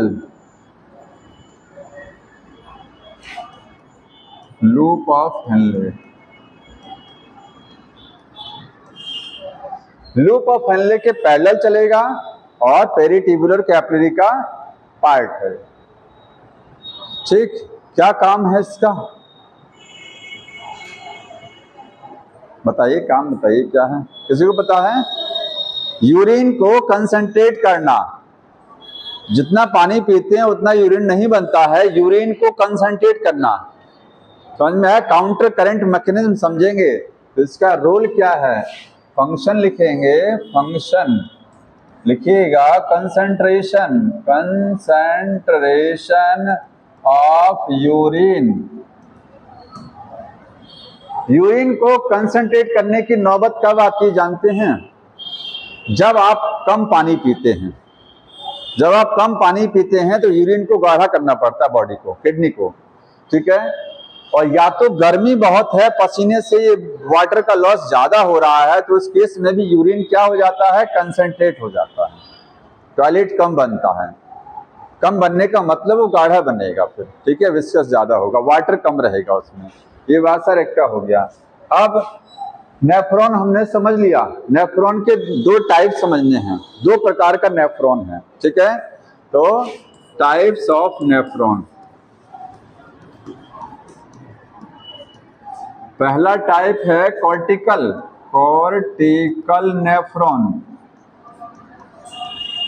और दूसरा है जी नेफ्रॉन। पूरा नाम जक्स्ट्रा मेडुलरी नेफ्रॉन, ठीक है। ये है जक्स्ट्रा मेडुलरी नेफ्रॉन।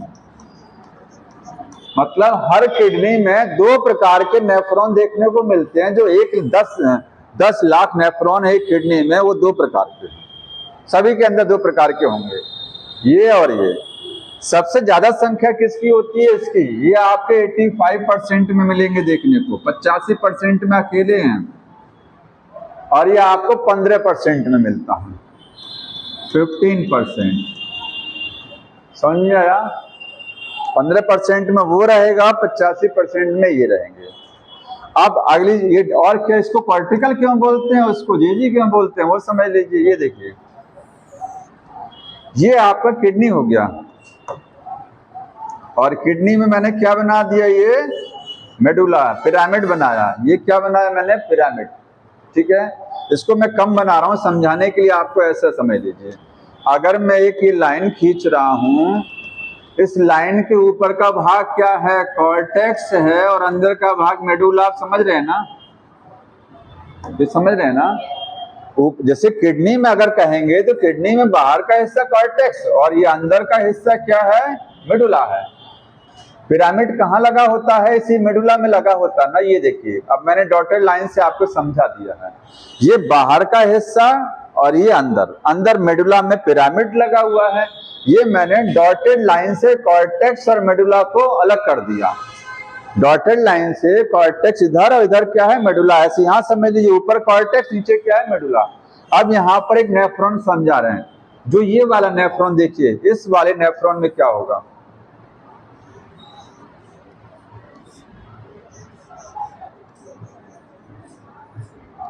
बना लीजिएगा इसको।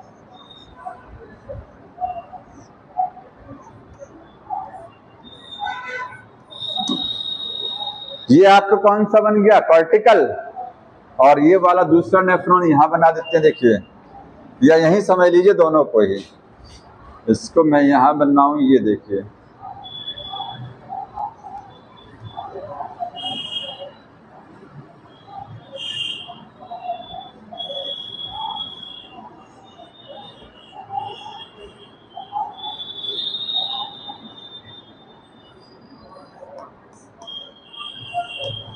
ऊपर लिख लीजिएगा। ये है कॉर्टिकल वाला और ये है जेजी वाला, जेजी नेफ्रॉन।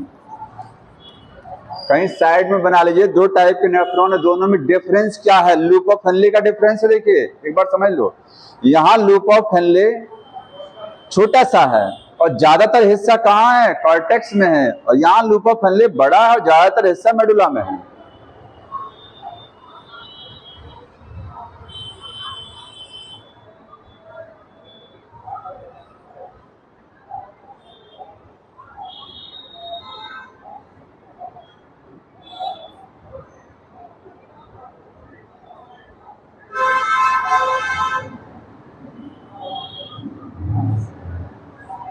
जल्दी बनाइए।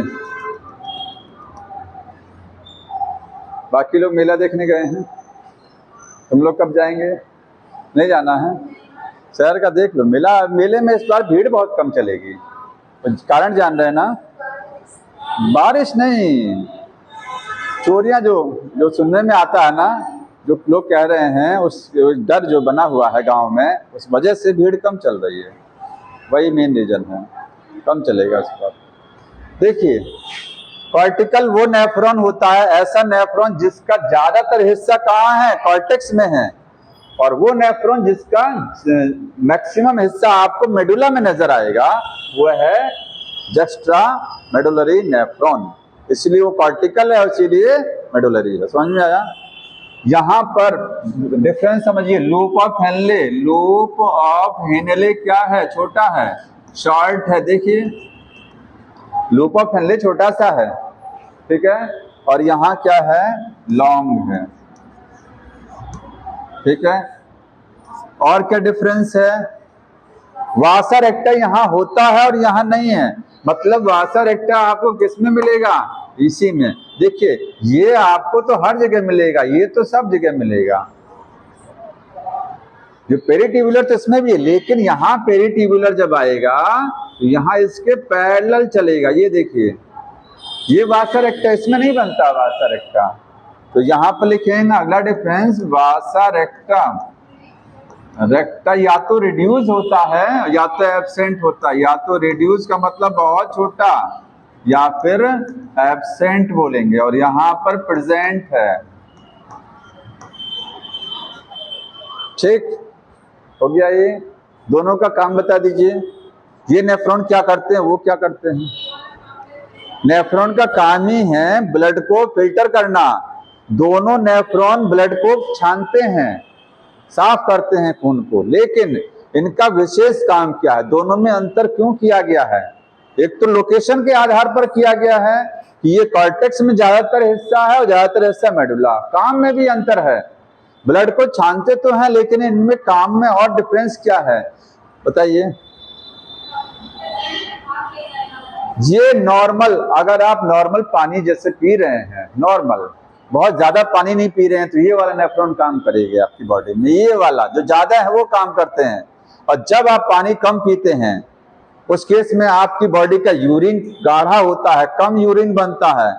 क्योंकि पानी कम पी रहे हैं तो आपकी बॉडी, किडनी क्या चाहेगी? हम वाटर लॉस को कम करें, पानी की लॉस को कम करें। क्योंकि पानी वैसे भी कम पी रहे हैं और ज्यादा लॉस हो जाएगा तब तो शरीर में बचेगा क्या? इसीलिए इमरजेंसी कंडीशन आ जाती है, तो इमरजेंसी में ये काम करता है। जब यूरिन को ज्यादा गाढ़ा करना है तो ये काम करेगा, नॉर्मल यूरिन बनाना है तो ये काम करेगा। समझ में आया? ये डिफरेंस है। तो लिखेंगे यहाँ पर वर्क एंड नॉर्मल कंडीशन। अगर नॉर्मल कंडीशन बॉडी में है तो ये काम करेगा, वर्टिकल नेफ्रॉन, ठीक है।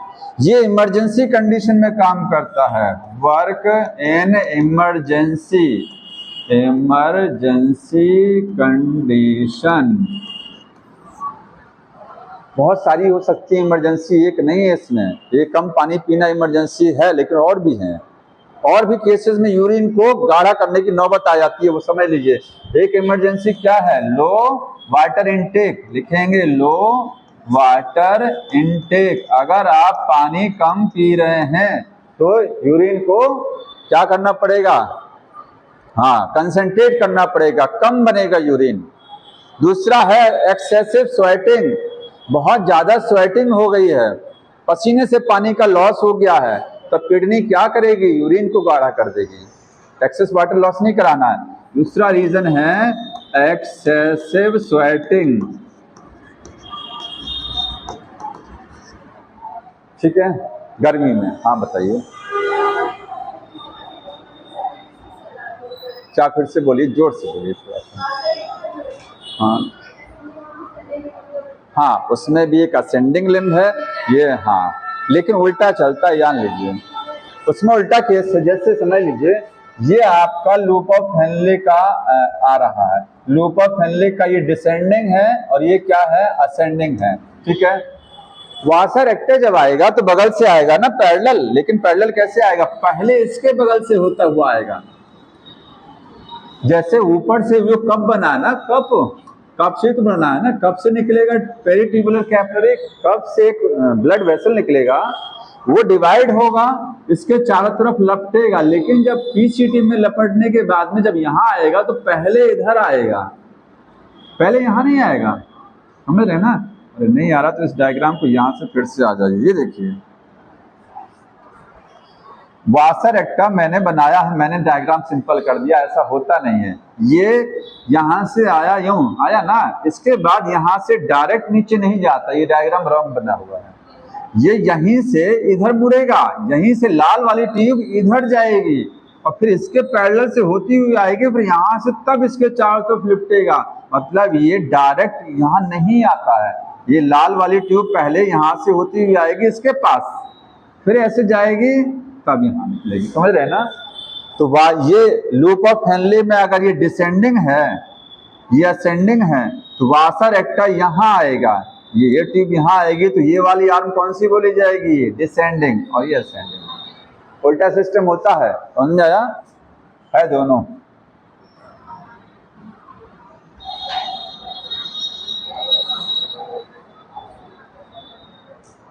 ये हो गया, समझ में आया। चल कहाँ रहे थे हम,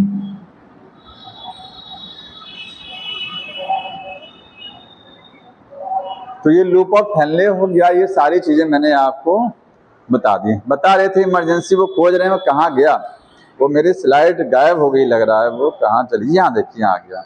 इमरजेंसी, तीसरी इमरजेंसी नोट कर लीजिए, एक और इमरजेंसी होती है, एक्सीडेंट हो गया है, बॉडी से आपके ब्लड का लॉस हो गया, खून ज्यादा निकल गया, तो ब्लड का लॉस होगा। अगर शरीर में 5 लीटर ब्लड होता है तो 4 लीटर बचा, तो ब्लड जब कम हो गया तो शरीर में पानी भी तो कम होगा, क्योंकि पानी कहाँ है, ब्लड में भी तो है। तो ब्लड का वॉल्यूम 4 लीटर हो गया तो शरीर में पानी भी तो कम पड़ गया। तो जब एक्सीडेंट होता है उस केस में भी ये नेफ्रॉन ज्यादा काम करते हैं, वाटर को बैलेंस, जितना पानी पिएंगे उसमें से ज्यादातर पानी खींच करके आपकी बॉडी में वापस कर देंगे, यूरिन में क्या हो जाएगा, वाटर कम हो जाएगा। समझ में आया। यहाँ पर लिख सकते हैं ब्लड लॉस, अगर ब्लड का लॉस हो गया है वो भी एक केस बनता है।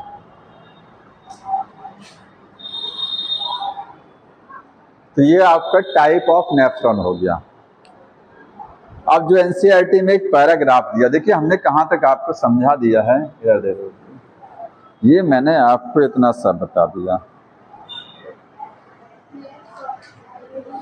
यूरिन फॉर्मेशन में एक चीज बतानी है, फिल्टरेशन मेम्ब्रेन, वो समझना यही बीच में दिया हुआ है, ठीक है। तो वो फिर जीएफआर वगैरह समझ लीजिए। देखिए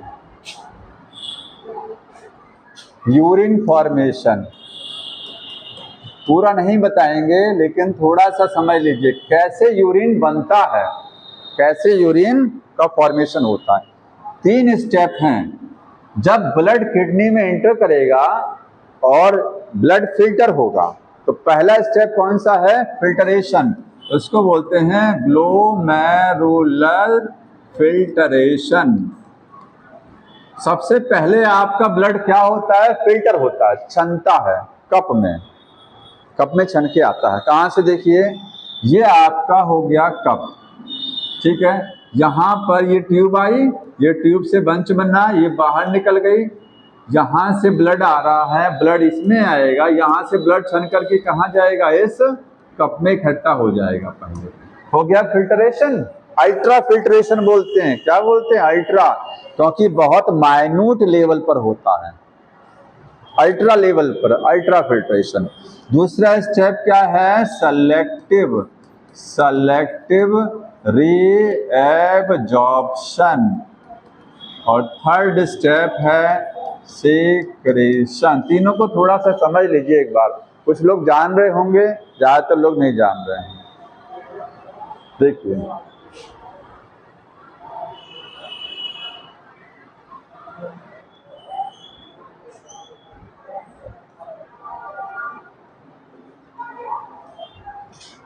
ये है, इधर देख लो जी सब लोग, यहां से ब्लड आया।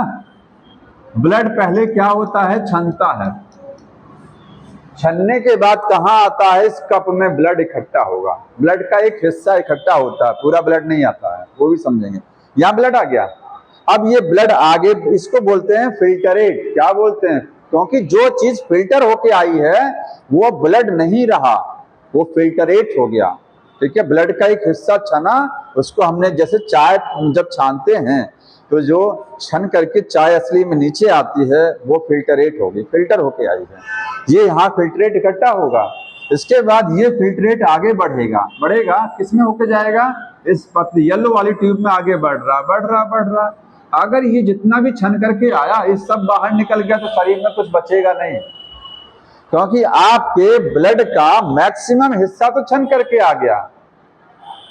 अब क्या, अब रफली बता दे रहा हूं, 80% पानी, 80% वाटर छन करके यहां आ गया, 80% वाटर आ गया।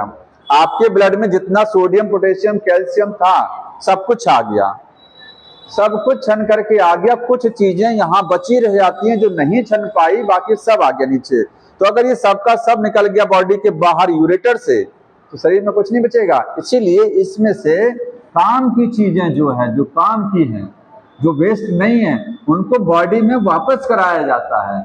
इनको बॉडी में यहाँ से रिटर्न कराया जाएगा, छन तो गया लेकिन फिर से वापस भेजा जाता है। इसी प्रोसेस को क्या बोलते हैं, सेलेक्टिव रीअब्जॉर्प्शन। फिल्टरेशन क्या है, केवल फिल्टर होना। मैक्सिमम यूजफुल चीजें, काम की चीजें फिल्टर होकर के नीचे आ गई हैं जहां तक, ये शरीर से बाहर नहीं निकलनी चाहिए। अरे सुन लीजिए, ये शरीर से बाहर नहीं जाना चाहिए। तो नेफ्रॉन क्या करता है, इनको यहीं से ही रिटर्न करा देता है बॉडी में। प्रोसेस का नाम क्या है, सेलेक्टिव रीअब्जॉर्प्शन। का मतलब समझते हैं, पुनः अवशोषण।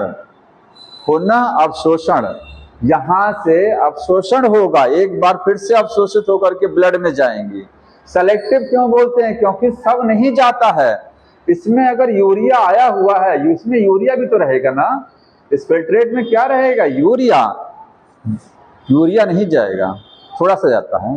तो यूरिया तो हमको बाहर निकालना है ना, यूरिन के रास्ते, ठीक। और कुछ जो चीजें आपको यूरिन के रास्ते निकालने हैं बाहर, वो चीजें यहाँ से वापस बॉडी में नहीं जाएगा, बाकी सब चला जाएगा, ठीक। इसलिए सेलेक्टिव है, सेलेक्टेड चीजें यहाँ से जाती, कहाँ जाती हैं, इसके चारों तरफ जो लाल रंग का लिपटा रहता ना, इसके चारों तरफ यही देखिए, यहां से ब्लड आया, ब्लड का मैक्सिमम हिस्सा यहां छन गया, थोड़ा सा ब्लड यहां बचा है, थोड़ा सा ब्लड का हिस्सा यहां बचा हुआ है। ये ट्यूब आगे बढ़ेगी ना, ये ट्यूब आगे कंटिन्यू होती है और किसके चारों तरफ लिपट जाती है, इनके, ये देखिए अच्छे से इसको लपेट लिया चारों तरफ, हो गया, जैसे इस पेन के चारों तरफ लपेट जाता है। अब जो चीजें यहां से गलती से छन करके आ गई हैं इसमें येलो कलर वाले में, वो कहां जाएंगी, इस लाल वाली ट्यूब में वापस, इस लाल वाली ट्यूब में वापस, ठीक है। अगर पानी 80% वाटर यहाँ छन करके आ गया है तो पानी को भी रिटर्न कराया जाएगा। जो आप लूप ऑफ हेनले देख रहे हैं, और कहा जाए सबसे ज्यादा वाटर कहाँ रिटर्न होता है, लूप ऑफ हेनले के द्वारा, ठीक है, और यहाँ पीसीटी के द्वारा, ठीक। ये समझ में आया ना। बताइए दूसरा स्टेप आया कि नहीं आया, सेलेक्टिव रीअब्जॉर्प्शन। जबरदस्ती हाँ मत करना, कोई आया, ठीक है। हाँ, तीसरा है सिक्रीशन। सिक्रीशन क्या होता है, देखिए यहाँ इस लाल वाली ट्यूब में बताएंगे क्या चल रहा है, ब्लड, इसमें क्या चल रहा है, ब्लड चल रहा है ना इसमें, ठीक है। बहुत सारी चीजें इस येलो वाली ट्यूब से रीअब्जॉर्ब होके कहां चली गई, लाल वाली ट्यूब में, मतलब ब्लड वेसल में चला गया, ठीक है। लेकिन हमको इसका पीएच भी तो मेंटेन करना है, पीएच समझते हैं ना, आयन का, अगर जो आयन्स है आपकी बॉडी में, सोडियम, पोटेशियम, क्लोरीन, ये डिस्टर्ब अगर हो गए तो बॉडी के जो ब्लड है उसका पीएच डिस्टर्ब हो जाएगा, ब्लड का पीएच, यूरिन का भी एक अपना पीएच होता है ना। तो यहाँ जो भी फिल्ट्रेट चल रहा है इस येलो वाली ट्यूब में जितना भी है, यहाँ से स्टार्ट होकर के यहाँ तक, है ना। इसको फिर से समझ लीजिए। यहाँ देखिए 2 स्टेप आपको समझ में आ गया, तीसरा समझाने जा रहे हैं। ये कैप्सूल हो गया, इसके बाद में यहाँ आया ये पीसीटी आया, ठीक। इसके बाद लूप ऑफ फेनले आया, और यहाँ पर आया ये डीसीटी, और लास्ट में क्या आया, ये कलेक्टिंग डक्ट। 2 स्टेप आपको समझ में आ गए। तीसरा समझना, सिक्रीशन को बोलते हैं श्रावण। क्या बोलते हैं? श्रावण। जो फिल्ट्रेट यहाँ चल रहा ना, इसी फिल्ट्रेट में कुछ चीजें वापस मिलाई जाएंगी। अब थोड़ा सा देखिए, सुनने में अजीब लग रहा होगा कि एक बार तो यहां से निकाला गया, यहां से हटा करके कहां मिलाया गया? ब्लड में, और फिर वापस दोबारा से इसमें कुछ चीजों को ऐड करा रहे हैं, तो वो ब्लड में से नहीं आएगा। ध्यान रखिएगा, जो इस ट्यूब में चला गया वो चला गया, यहां से अब कुछ निकलना नहीं है। लेकिन इस फिल्ट्रेट में, जो फिल्ट्रेट आगे बढ़ रहा है, जिसको आप यूरिन बोलेंगे आगे, इस फिल्ट्रेट में कुछ चीजें बाहर से ऐड कराई जाती हैं अलग अलग पॉइंट पर। कुछ चीजें पीसीटी में मिलाई जाएंगी, कुछ लूप ऑफ फेनले, कुछ डीसीटी, कुछ कलेक्टिंग डक्ट ऐड किया जाएगा। एक बार यहां से खींच करके मिलाया किसमें?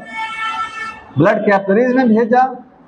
लेकिन इसका पीएच हमको मेंटेन करना है, जो यूरिन है उसका पीएच, उसके लिए कुछ चीजों को वापस ऐड कराया जाता है अलग अलग पॉइंट पर। पीसीटी में ऐड कराएंगे, यहाँ इस पॉइंट पर डीसीटी यहाँ ऐड कराएंगे। ये है सिक्रीशन।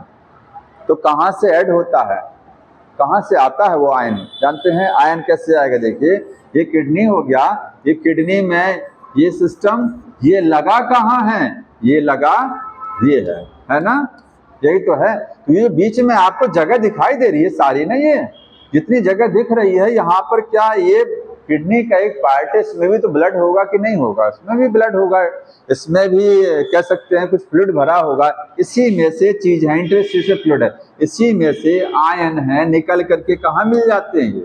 ये जो बाहर का सराउंडिंग एरिया आप देख रहे हैं ना, ये किडनी का ही हिस्सा है, ये किडनी के मेडुला का हिस्सा है। इसमें से कुछ आयंस निकल करके इसमें चले जाते हैं। बुक में 2 तरीके का एरो बना है। बुक में देखिए, आप बुक में इस डायग्राम को जब देखेंगे तो वहां 2 प्रकार का एरो बना हुआ है।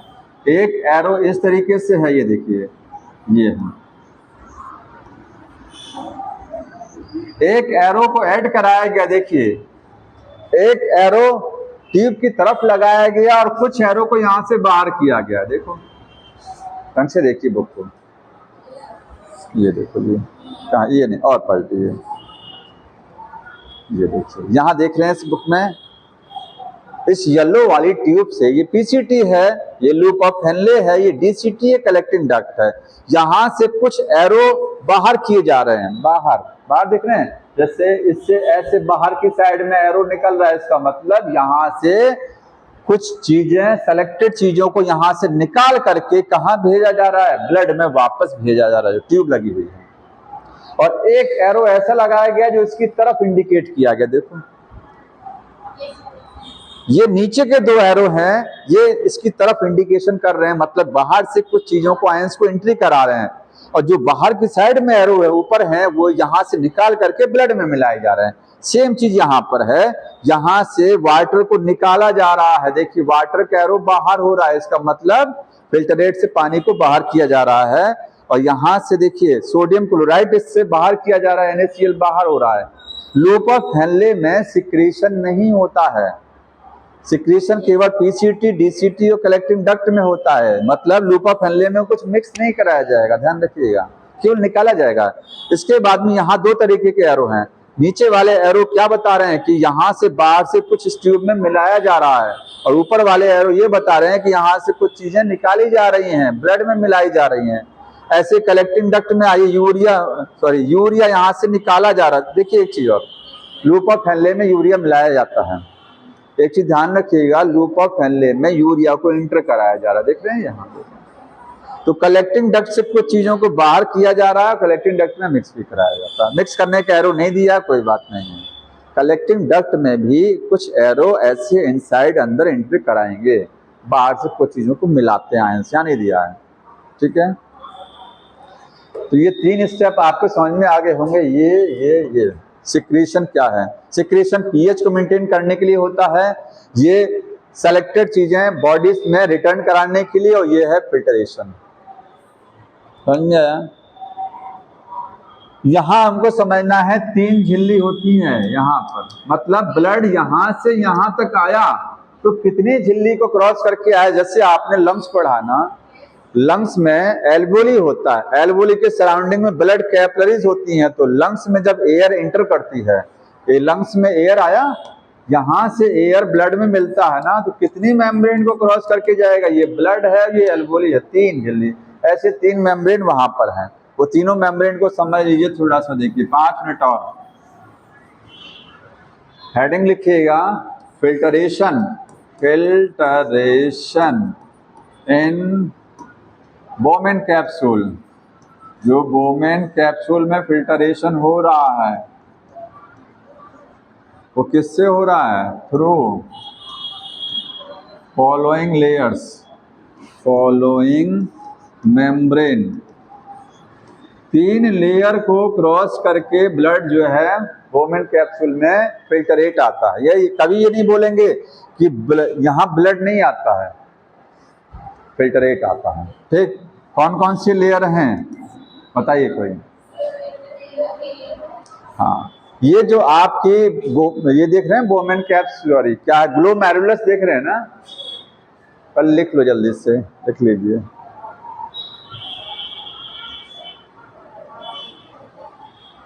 लिख लिए हैं?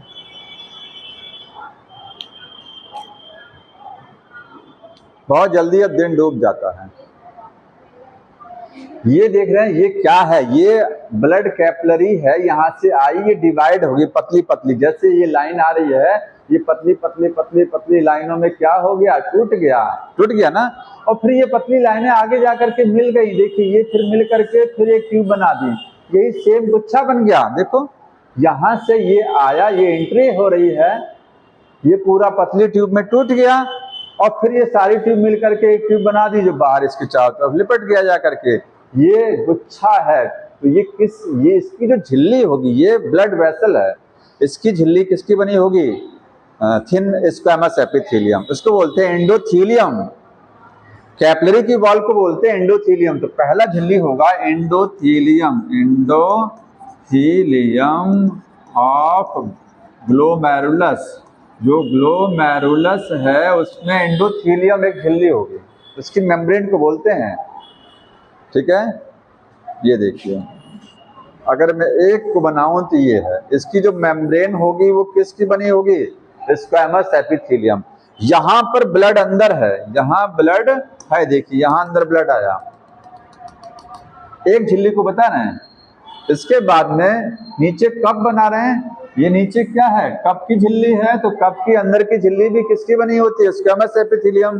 तो कप की झिल्ली को मैं यहाँ बना रहा हूँ, ये देखिए, फिर मैंने ये बनाया, मैंने कप, ये मैंने क्या बना दिया? कप का झिल्ली, ठीक है। एक मेम्ब्रेन ये हो गया, एक मेम्ब्रेन ये। अच्छा, इसमें 2 झिल्लियां, ध्यान रखिएगा, इसमें ब्लड कैपिलरी में एक ये और ये, लेकिन ब्लड जब फिल्टर होगा तो इसी को तो क्रॉस करके जाएगा ना, ऊपर से तो निकलेगा नहीं। ब्लड अंदर है तो पहले इस झिल्ली को क्रॉस करेगा, इसके बाद बीच में आएगा, फिर इस झिल्ली को क्रॉस करेगा। तो ब्लड कैपिलरी की एक ये वॉल और ये कैप्सूल की वॉल है, बोमेन कैप्सूल। बीच में जो जगह दिखाई दे रही है बेसमेंट मेम्ब्रेन है, ये कोई झिल्ली नहीं है, ये प्रोटीन की बनी हुई एक लेयर है, सेल का नहीं बना होता है, प्रोटीन। आप कह सकते हैं यहाँ भरा क्या होगा? इसमें प्रोटीन भरा होगा। तो दूसरा जो है वो है बेसमेंट मेम्ब्रेन, बेसमेंट मेम्ब्रेन है, किसका बना होगा? ये प्रोटीन लेयर है। और तीसरा होगा, थर्ड झिल्ली, ये वाली बोमेन कैप्सूल के अंदर की layer, inner wall of Bowman capsule, Bowman capsule किसका बना होगा? ये स्क्वैमस, ये भी स्क्वैमस एपिथेलियम का बना होगा, ये भी स्क्वैमस है।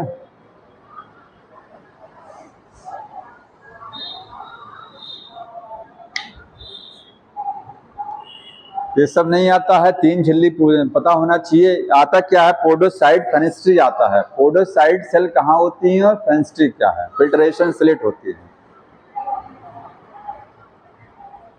देख लिए, इधर समझ लीजिए। ये जो आपको येलो कलर की लेयर दिखाई दे रही है, पीले रंग की झिल्ली है, ये किसकी झिल्ली है बताएंगे, ब्लड वेसल कैपिलरी की झिल्ली। ये किसका बना होगा, सेल का। इसमें एक विशेष प्रकार की सेल होती है, स्पेशल सेल होती है इसकी दीवार में, उसको बोलते हैं पोडोसाइट सेल। तो वही हमको लिखना है, ये लिख लीजिएगा कि जो ग्लोमेरुलस है, ग्लोमेरुलस ब्लड कैपिलरी है, ब्लड में जो कैपिलरी है, ठीक है, ये मेड बाय किसका बना होता है। देखिए स्क्वैमस एपिथेलियम तो है, लेयर कौन सी है, स्क्वैमस, लेकिन वो स्क्वैमस एपिथेलियम में सेल कौन सी लगी है, made by podocyte cell, podocyte sales.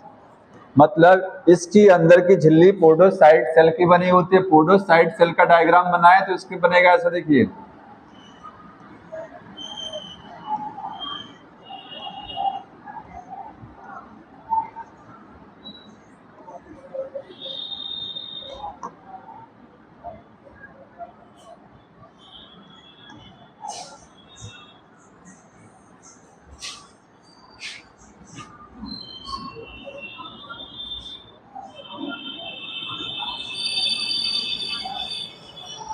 आपने देखा होगा सेल कैसी होती हैं, या तो सेल गोल होती हैं, या तो अंडाकार होती हैं, या तो लंबी सेल होती हैं। सेल वाले चैप्टर में पढ़े हैं ना, अंडाकार, गोल या लंबी सेल होती हैं। ये सेल कैसी है, देखिए इसमें सेल वाला हिस्सा केवल इतना, ये है सेल।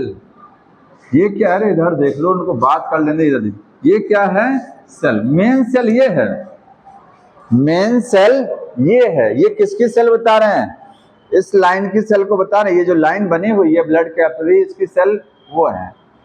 इसमें से कुछ उभार निकला है, देखिए निकला ना, जैसे सेल है इसमें से इधर उभार, ये प्रोजेक्शन निकला है, प्रोजेक्शन उभार। वो उभार कैसा है, जैसे हमारे पैर में, मतलब उंगलियां जो होती हैं, उंगलियां पैर की, फिंगर्स की तरीके से है। पोडोसाइट क्यों बोलते हैं, पोडो का मतलब पैर है, तलवा पैर का, पैर का तलवे में ऐसी उंगलियां, हाथ में भी तो है, हाथ का ये तलवा है, ये सेल समझिए, इसमें ये फिंगर लाइक स्ट्रक्चर निकला है ये, ठीक है, ये पोडोसाइट सेल है। अब ये अरेंज कैसे होता है, देखिए जैसे एक पोडोसाइट सेल है, ये इधर देख लो जी, ये बेटा इधर देख लीजिए, ये एक पोडोसाइट सेल है, बीच वाला, इसमें ये फिंगर उभार निकला है, इससे निकला है, ये कैसे लगा होता है ये, और ये दूसरा पोडोसाइट है ना, ये ऐसे लगा हुआ, ये देखिए। अब बीच में ये खाली जगह आपको दिख रही है ना, गैप, गैप दिख रहा है अंगुलियों के बीच में, ये गैप यहाँ जो यहाँ आ रहा है, यहाँ इसमें यहाँ ये गैप आया ना, तो ऐसे सेट होता है, बीच में गैप आ जाता है। मतलब ये एक ये पोडोसाइट सेल है, जो दूसरी सेल लगेगी तो वो सेल कहाँ सेट होगी, यहाँ देखिए, यहाँ इधर से एक सेल इधर से सेट हो जाएगी, एक सेल इधर से सेट हो जाएगी, उसका ये फिंगर इधर लग जाएगा, बीच में बन जाएगा गैप, बीच में क्या बन जाएगा, गैप, ये स्लिट बन गया, ये फिल्ट्रेशन पोर है। अब ये छन्नी बन गया, और जब ब्लड छनेगा तो यहाँ छन्नी से होता हुआ जाएगा नीचे, ये फिल्ट्रेशन स्लिट बोलते हैं इसको। समझ में आया, तो यहाँ लिख लेंगे, एक लाइन और लिखिएगा, पोडोसाइट जो होती हैं, पोडोसाइट सेल्स क्या होती हैं, अरेंज होती हैं, arrange and in a manner, एक इस तरीके से लगी होती हैं कि दैट फॉर्म, जो क्या बनाती हैं, that form filtration, filtration slit. Slit को क्या बोलते हैं, पोर। मतलब इस तरीके से व्यवस्थित होती हैं कि उनके बीच में क्या आ जाएगा, पोर आ जाएगा। दो पोडोसाइट ऐसे, तो एक पोडोसाइट के साथ चारों तरफ से पोडोसाइट लगी होगी। इसी का दूसरा नाम कोई बताएगा, फिल्ट्रेशन स्लिट का दूसरा नाम फेनेस्ट्री बोलते हैं। क्या बोलते हैं ये, फेनेस्ट्री, FENESTRA, ठीक है। कंफ्यूजन ये हो जाता है कभी कभी, क्या ये फिल्ट्रेशन स्लिट आपके बोमेन कैप्सूल में, तो उसमें नहीं है, ध्यान रखिएगा, ये ग्लोमेरुलस में है। किसमें है, मतलब इस कप की झिल्ली में, इस झिल्ली में आपको वो नहीं मिलेगा पोडोसाइट। पोडोसाइट किसमें है? ये इसकी झिल्ली में पोडोसाइट है ना। हाँ कोई बात नहीं, ज्यादातर बुक में लिखा है कि नेफ्रॉन में होती है, तो नेफ्रॉन का ही तो हिस्सा है, आखिरी नहीं है। ग्लोमेरुलस किसका हिस्सा है? नेफ्रॉन का हिस्सा है, ठीक है। तो अगर कहें पोडोसाइट कहाँ होती है? नेफ्रॉन में, ठीक है। और अगर अच्छे से बताएंगे तो ग्लोमेरुलस में। हाँ वुमेन कैप्सूल दिया रहता है, अच्छा देख लेंगे, हो सकता है चेक कर लिया जाएगा। अगर वुमेन कैप्सूल है तो हो सकता है हम मिस्टेक में हो, मैं हो सकता है हमें मिस्टेक, हम देख लेंगे। ये फेनेस्ट्री है, FENESTRAE, फेनेस्ट्री। चेक कर लेंगे, हो सकता है मैं ही रहूं, ऐसी बात नहीं है, ठीक है। समझ में आ रहा है? तो आगे पढ़ के आएंगे मैकेनिज्म ऑफ यूरिन फॉर्मेशन, कैसे यूरिन बनता है, अच्छे से पढ़ के आइएगा। काउंटर करंट पढ़ के आइएगा, वो खत्म किया जाएगा। ये चैप्टर में बहुत ज्यादा समय नहीं लगना, ज्यादा समय हम क्वेश्चन में लगाएंगे, क्योंकि क्वेश्चन में पिछला चैप्टर आप देख चुके हो, क्वेश्चन में टाइम नहीं मिल पाता, चैप्टर इतना लेंथी खिंच जाता है, क्वेश्चन में टाइम नहीं मिलता। कल नहीं होगा, लेकिन अगली बार डन है, अगली बार में आधा लेक्चर में चैप्टर खत्म हो जाएगा, कल नहीं हो पाएगा, इतनी जल्दी नहीं हो पाएगा, ठीक है। तो पढ़ के आइएगा, बताइए, बंद करो।